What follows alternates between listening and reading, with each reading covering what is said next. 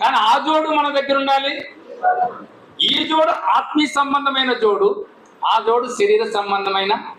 లోకములో బ్రతికినంత కాలము నువ్వు లోకములో ఉన్నావు కాబట్టి లోకములో ఉన్న రోగములు రాక మానవు, కానీ వాటన్నిటిలో నుంచి విడిపించే దేవుడు నీకు ఉన్నాడు. ఇంకొక మాట ఏమన్నాడంటే, లోకములో ఉన్నావు కాబట్టి లోకమాలిని మంటకుండా చూసుకోమన్నా. దీనికి మీకు ఒక ఉదాహరణ చెప్తాను.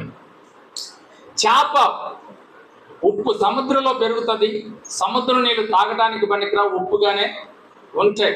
అందులో ఆ చేపలు వాడు చేపను పట్టుకొస్తాడు. ఉప్పు చేపలు ఉండాలా లేకుంటే అది మామూలుగానే ఉండాలి. కానీ ఇంటికి తెస్తే దాన్ని కూర వండుకుంటే దాంట్లో ఏమి వేయాలి? ఉప్పు వేయాలి. కానీ మరి పెరిగింది ఎక్కడ, బతికింది ఎక్కడ?